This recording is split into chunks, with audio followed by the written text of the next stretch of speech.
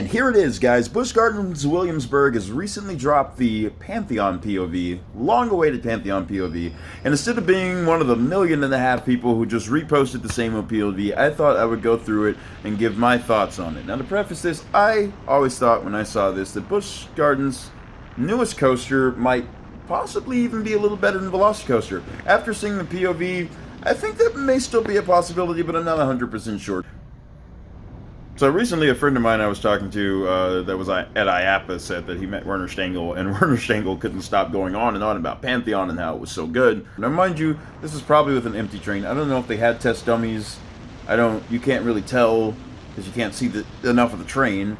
Looks like it was not that warm of a day either because, well, it's Williamsburg. So we have potentially cold weather, potentially empty train. Obviously, the ride hasn't really been run a whole lot lately, so that's a factor into how it looks on the video. That being said, let's get into the video.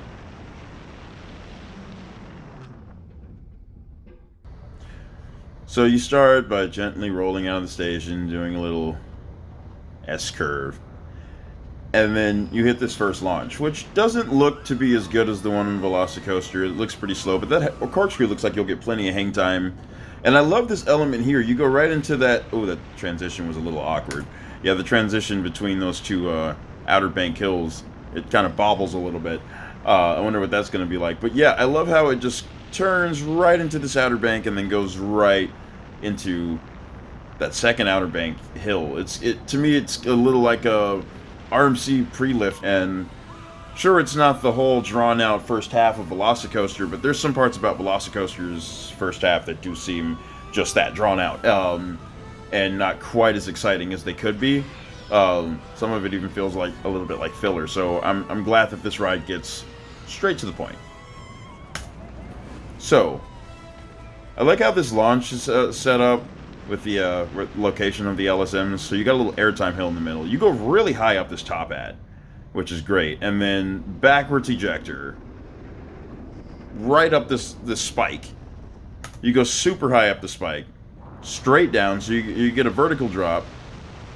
More airtime, forward ejector. You know, you're launching, and you don't need any fancy LSMs here to help the train over. So yeah, when everyone says these are trims, there's like electrical wires in a box right there. So they're definitely not just trims. They're actual LSMs. It just perfect little moment of anticipation there. And that beyond vertical drop looks absolutely incredible. It looks every bit as good as the one on Velocicoaster. And the turn following it, classic Intamin dropping you straight into a turn. I'm sure you're going to have some good positive G there. So you go up into this beautiful Outer Bank turn. This one looks incredible. It's almost like a wave turn crossed with an Outer Bank hill. I think this is going to be an amazing element. Airtime all the way over this thing. This is probably going to be one of the best parts of the ride, I think. And then you get a nice big drop after, which is also going to be incredible. And then you go into another tight turn. And this stall, see, this stall here, now correct me if I'm wrong, but it looks almost like it's tilted again, just like the one on Velocicoaster. And I don't know if this is just the way Intamin has decided to design them. I don't know if it has something to do with RMC sort of patenting the design of their stalls, just like how Maurer did with the non-inverting loop on Rip Ride Rocket, which is better than any non-inverting loop I've ever experienced, and no company is allowed to actually recreate those loops in that same manner without having to pay Maurer. I don't know if that's the same thing with RMC. I've never heard of anything like that, but I noticed this weird sort of way Intamin builds their stalls. This one does seem a little bit better than the one on Velocicoaster. The Velocicoaster one is pretty janky. And then you go into this quick left-right transition.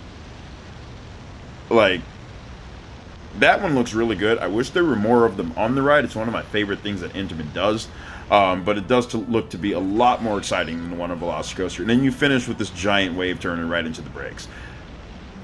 Short but sweet ride. It's kind of like how it kind of skips to, like, where the really good part starts of Velocicoaster is the launch into the top ad. And this one sort of skips right into it. I think there are some parts of this ride that look superior to that of Velocicoaster. Some of the elements on here, they look just absolutely incredible. The transitions look a lot more polished, more smooth. You know, it looks to be a pretty forceful ride, be filled with airtime and a lot of variety. And I think it's going to be a really exciting experience. Some of my favorite parts are the way this turn goes right into this Outer Bank hill. I think is really cool. The way that Outer Bank hill flows into the other Outer Bank. I think it might be a little more exciting than the kind of little tiny hills you get in an RMC.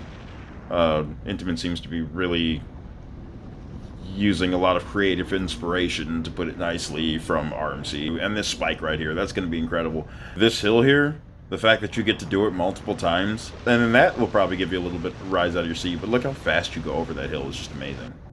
It looks sharp enough to give you some considerable airtime, probably a lot more than you get on Copperhead Strike's airtime launch. Also, the suspense moment here, crawling over this top hat. I don't know if you're going to get the same level of airtime you get going over Velocicoasters as you do here, but I like the little suspense moment. It'll probably be really cool in the front, and I'm sure in the back you're just going to get whipped over this Beyond Vertical drop.